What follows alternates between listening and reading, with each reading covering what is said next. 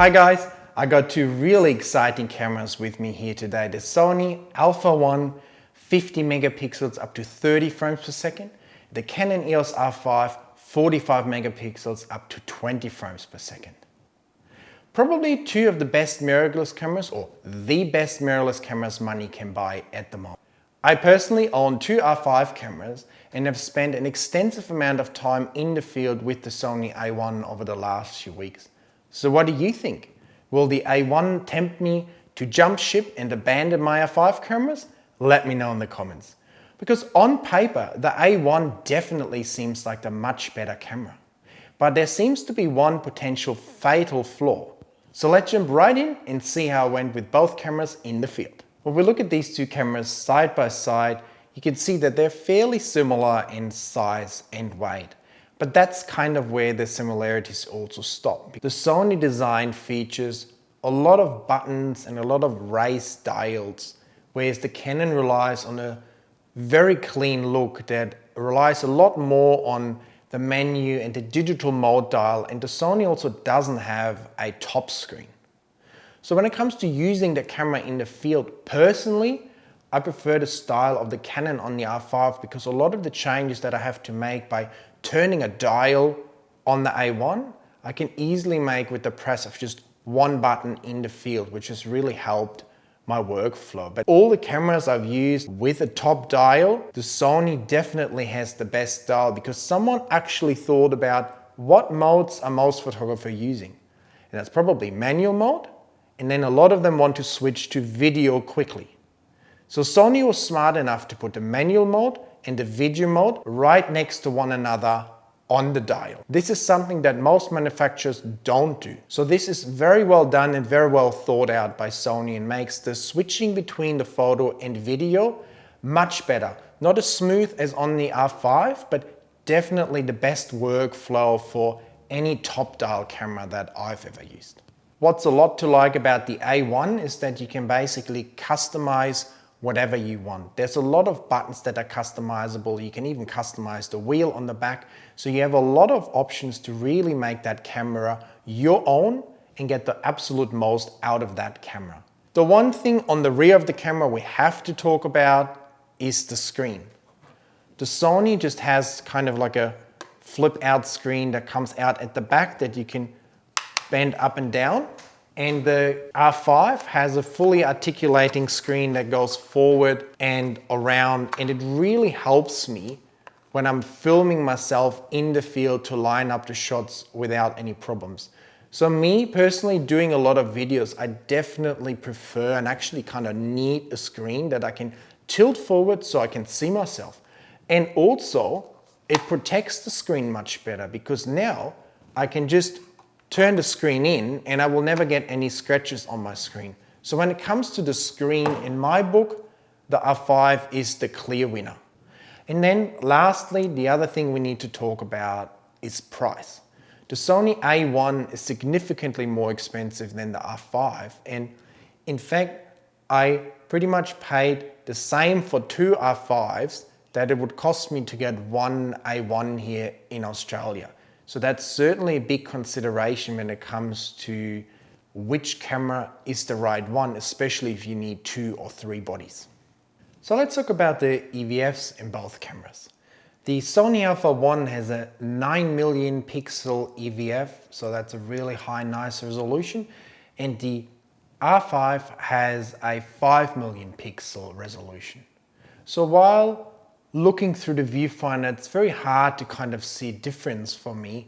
You certainly notice a difference because the A1 essentially has no lag or blackout at all. It's essentially like using an optical viewfinder. If you have fast action, you're tracking it, you take your photos, you can still see the bird moving exactly like it does in front of you. On the R5, on the other hand, there's a little bit of a blackout and it's a little bit more like a slideshow where you see a really fast moving succession of your images rather than the actual bird right in front of me. So the overall experience, especially for fast action, is definitely better on the A1, but in the field, I really had to concentrate to notice the differences. And I think my brain and my shooting style has really adapted to the R5 and I can just anticipate what's happening and have gotten used to that kind of look with the fast frame rate. But all in all, I must definitely say that, especially if you haven't used both of these cameras previously, you would probably prefer the viewfinder experience on the A1. When it comes to the sensor, the Sony features a stacked 50 megapixel sensor that can also be shot in a 1.5 crop mode at around 21 megapixels. The Canon R5 features a 45 megapixel sensor that has about 17 megapixels in the 1.6 crop mode. The one thing you definitely notice is that the A1 has basically no rolling shutter effect. So I tested it on a pole and I ripped the camera past the pole as quickly as possible, and on the A1 it's pretty much still straight, whereas on the R5 you can definitely see quite a big rolling shutter effect. In the field for bird photography, I don't really notice much of a difference. The only time I ever saw the rolling shutter effect happening was when I was photographing birds at a water height where they were jumping off a perch, going to the water, and I was stationary and the bird were just going through my viewfinder really quickly. And even at really high shutter speed, I would often notice that the tips of the wings are kind of like bend upwards rather than straight. But that's pretty much the only time where I noticed the rolling shutter effect. So while the A1 is definitely better, no doubt about it, there hasn't really been many occasions where I felt hindered by the R5. Both of these cameras also offer IBIS in-body image stabilization, especially with the image stabilization in your lens. The two combined can offer you the ability to handhold shots even at fairly low shutter speeds.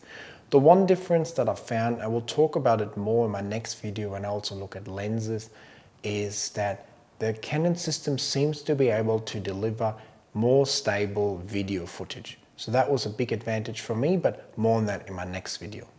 When it comes to the batteries, both cameras use pretty similar sized batteries, and in the field I haven't really found an advantage with either system. Neither battery life is really amazing, but it's definitely usable and you can get a few thousand shots on each battery if you take it in like short succession.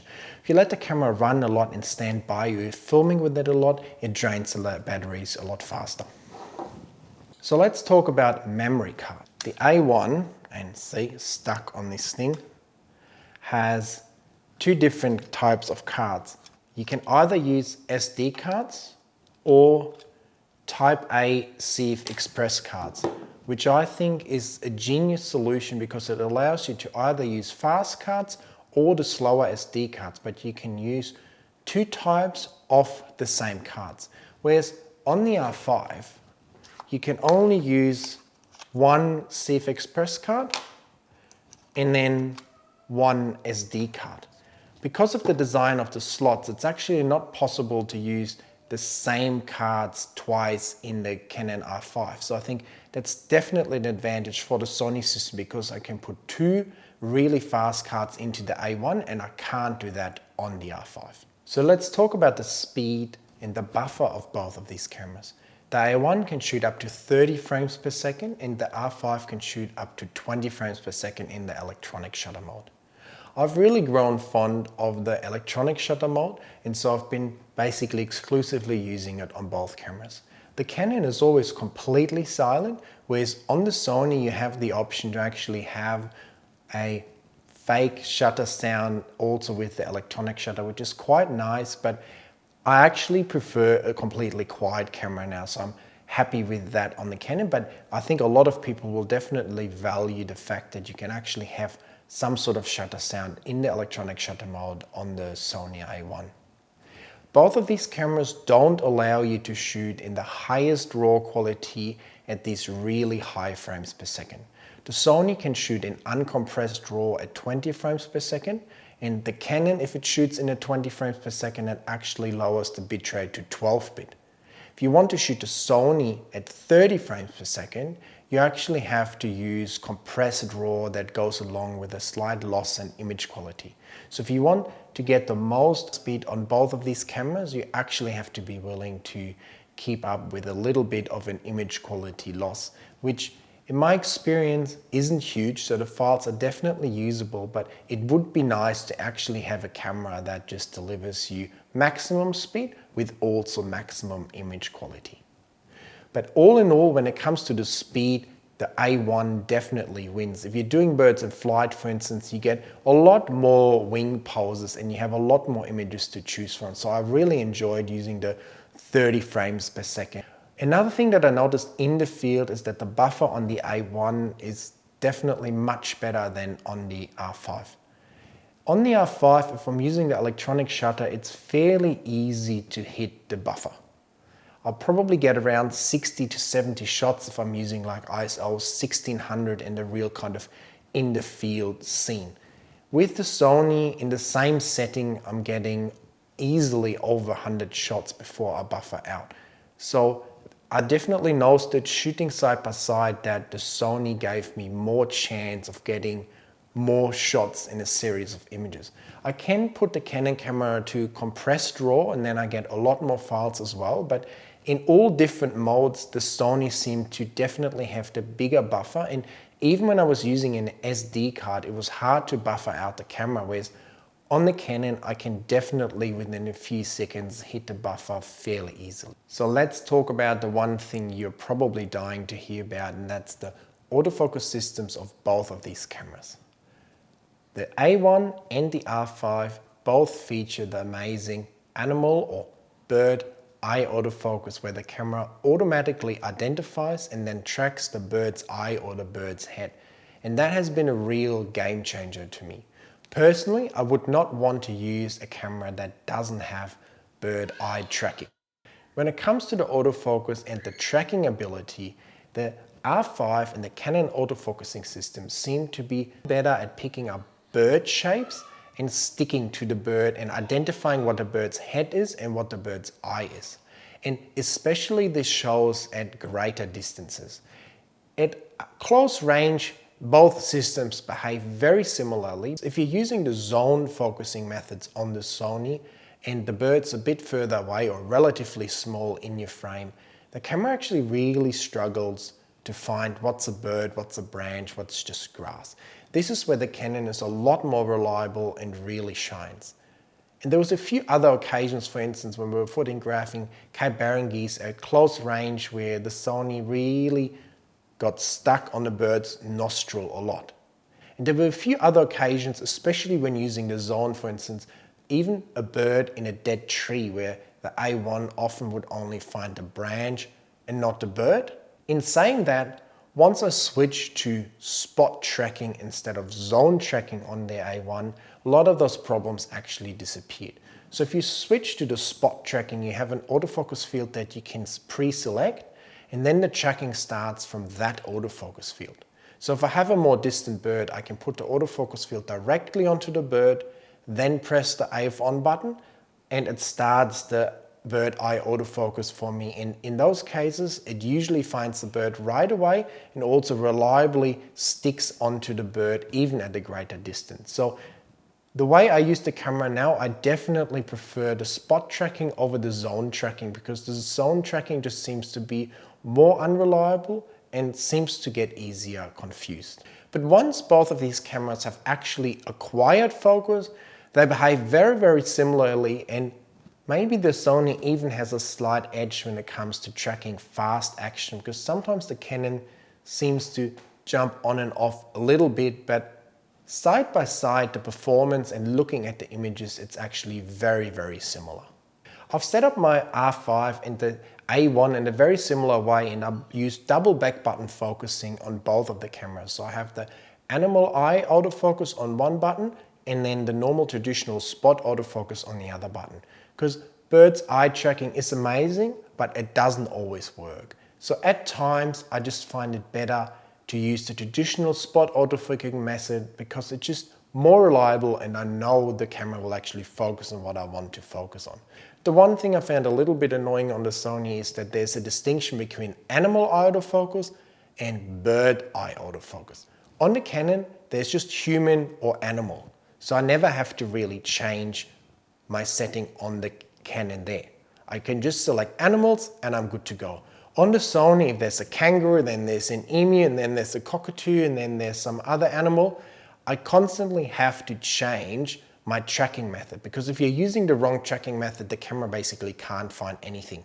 So this is really something where I would hope that Sony in the future just has human and animal, just like the Canon, because it makes it so much easier in the field. So all in all, for photos, both cameras track birds exceptionally well and are definitely the top of the line on the market when it comes to bird's eye tracking. And I found both cameras to actually work very similar in the field. The Canon had a slight edge at greater distances and often would find the bird a tiny bit quicker and get less confused, but all in all, especially once the focus was acquired, the cameras were very, very similar and both delivered me fantastic results. Talking about the autofocus, let's talk about the video autofocus and maybe the biggest flaw on the A1. Because the Canon in the video mode also has bird's eye tracking.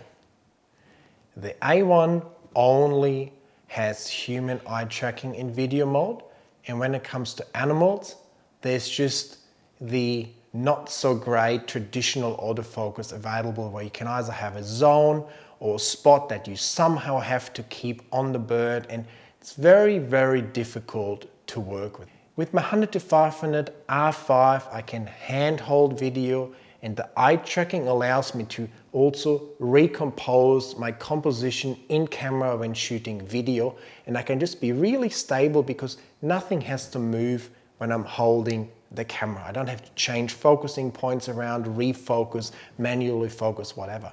The eye tracking is really good. It stays on the subject. I can get beautifully in focus, nicely tracked video.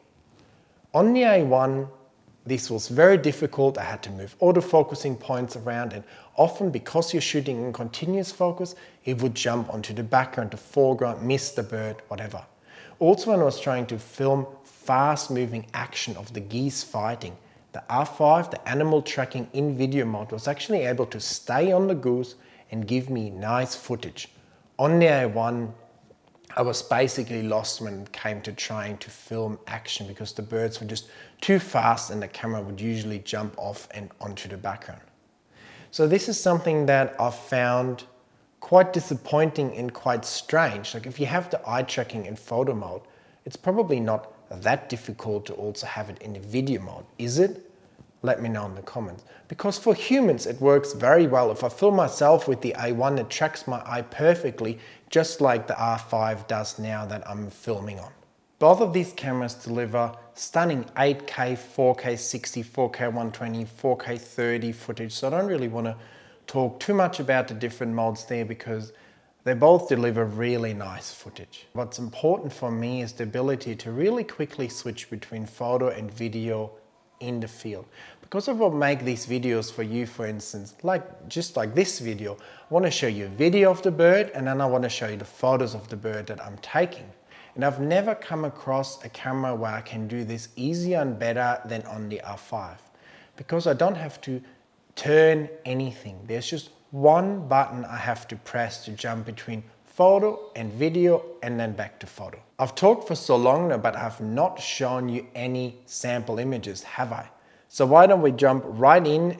So let's look at this awesome series of 123 Cape Barren geese images where the goose is taking off in beautiful morning sunlight. And the awesome thing about this series of images is that we managed to take the same goose taking off from the same position with the A1 and the R5. My friend Duncan took the images on the A1. He also loaned me the Sony gear, so thanks a lot for that, mate. I managed to take 49 on the R5, and the Sony for the same period of time gave us 74 images. With the Sony, I definitely got more poses and more images in total. And with fast action photography, that can definitely be critical at times when it comes to just getting the right pose. So looking at these images though, I feel like that both cameras did very well, and both cameras also delivered me the same amount of sharpness in those photos. If we jump right in here, we can see that in the Canon series, the camera at the start lost focus a little bit to the wing,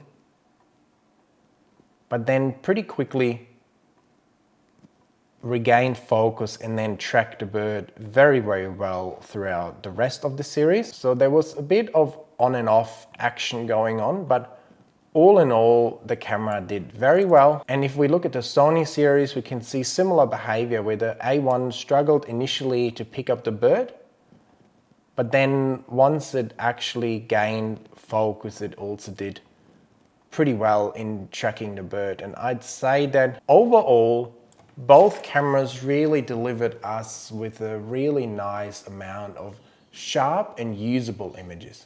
Not every shot's sharp, but that's not to be expected in a fast sort of action series like that. And there's one cool shot that I want to show you side by side of the goose. Essentially, same position, same everything, similar settings. And the one thing looking at this now is they're both nice and sharp, but the colors in the Canon camera I slightly prefer. I had to wrestle with the colors a little bit more in the Sony. I definitely found the auto white balance to be always on the really blue side, so I turned that off, was using manual white balance and got nicer colors overall, but all Sony files always seem to be a little bit on the blue-green side, whereas Canon seems to have a little bit more warmer, a little bit more vibrant colors, which I personally preferred, but then again, it's something that you can easily tweak as well in the editing process. Throughout the series, there was always some that were a bit sharper on the R5, there were some that were a bit sharper on the A1, so basically a very similar performance. And the most interesting thing for me here was that in that 3 to 4 second time frame, we got about 25 more images on the A1 compared to the R5. So super critical moments that can be very helpful if you're getting 1 or 2 extra wing positions, for instance, or poses of a really fast moving bird. Additionally, both of these cameras also did really, really well when it came to tracking smaller birds in the frame against busier backgrounds or against any sort of background really. Once they acquired focus, there was really no issue anymore, and both cameras just don't get distracted by the background when the bird is flying and track it very well. So let's look at something else, and that is high ISO examples. And again, already like with the tracking, I feel like both cameras have quite a similar performance when it comes to high ISO as well. And a lot of times it actually depends on your software that you're using to develop your RAW files, whether one camera has more noise than the other. So I ended up using Camera Raw to process out these JPEG files because it seemed to be the program that processed these files the most kind of similar. You can use Capture One and then you definitely get a little bit of a better performance on the Sony camera, or you can use DPP for Canon, you get a slightly better performance, or you can use things like Pure Raw for Canon, but that doesn't even work for Sony at the moment. So I thought to have the most fair kind of comparisons, I just run them through Camera Raw because it really seemed to treat the images very similarly. And as we know by now as well, there's so many ways of dealing with noise that even 12,800 ISO on these cameras is more than usable. So here's the first example. ISO 3200 R5 on the left, A1 on the right, but all in all quite similar in terms of sharpness and dynamic range. And then when we go to the noise, depending on which position you're looking at, the background color is a little bit different in the Sony, but if we zoom down here, personally I'd say these files look almost identical. What do you think? Let me know in the comments. Both of these cameras at 45 or 50 megapixels respectively make amazing images at 3200 ISO, and it's more than usable. So here we now have ISO 6400. As you can see on the right hand side, the bird on the A1 was a little bit closer, but again, I can just show you the whole picture as well. The ibis right in front of me and Dwight. Again, when we look at the file in general, I think image quality and noise levels are just very, very, very similar, aren't they? Like sharpness is good, details are good, dynamic range is good, and the noise levels look really, really similar. So that's 6400 ISO, again, super usable in my opinion. And lastly, I want to show you 12,800 ISO, where I thought both cameras again did a very good job.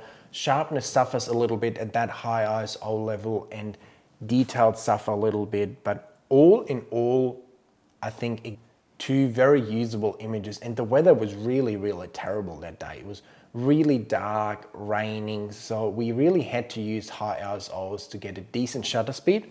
If we zoom through the image here, I feel like the actual noise performance of the two cameras seems almost identical to me again.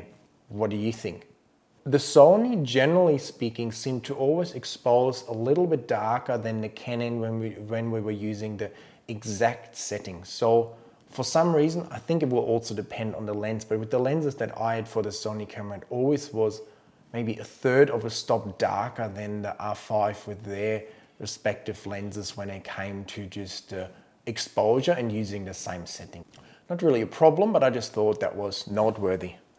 So when it comes to high ISO, I think both of these cameras do an amazing job considering how many megapixels they have, and I would not hesitate to use 12,800 or possibly even 25,600 in situations where I really had to use it, because there's such good software around these days that easily cleans that up and gives you still nice and crisp and relatively noise-free images even at these high ISOs. So just like with the birds in flight and the action tracking, these two cameras seem to perform very similar when it comes to the noise levels. And then I also wanted to show you a couple of files that were taken with the A1 and the 600mm prime lens and the R5 and the 600mm Canon prime lens.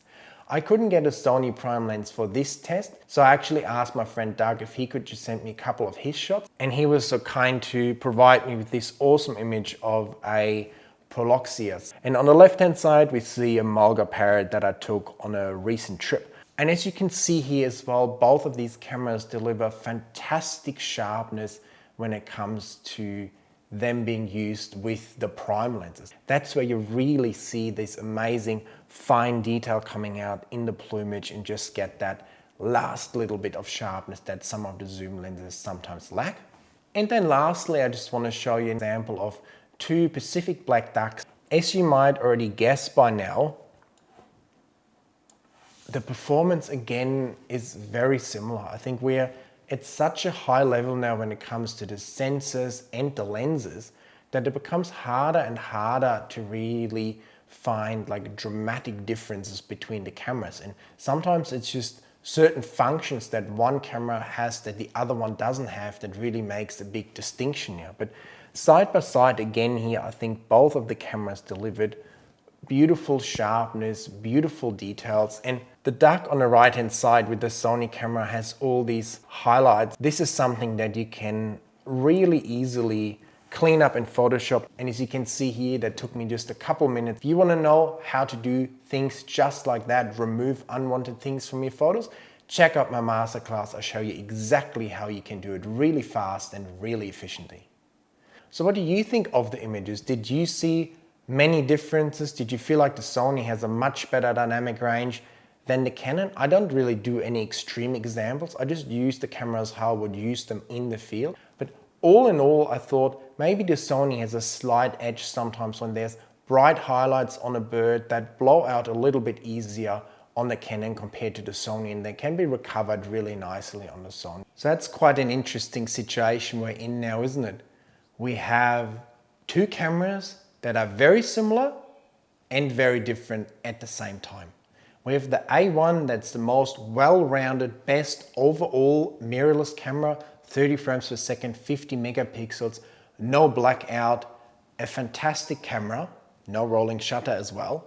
And then we have the R5, which is probably the best hybrid camera with certain video features that are far superior to the A1. In particular, the flip out screen and the eye tracking in the video mode, as well as the seamless transition between photo and video and back to photo. So these are things that I personally highly value. They might not matter for you as much if you're just a still shooter, but if you shoot video and photos and quickly switch between the two, I think the R5 might be the better overall camera for you, considering that it also costs less. So what are your thoughts on all this? Is the A1 the best camera without any questions asked? Do you prefer an R5? Have you tried an A1 or an R5 or both? Let me know in the comments. Also make sure to check out my masterclass and make sure to subscribe, because my next video I will do the A1 200 to 600 versus the R5 100 to 500, and maybe we will get a lot more of our questions answered in that video. All in all, two amazing cameras where you really can't go wrong with either of them. So enjoy your day, and I will see you in my next video very soon. Bye.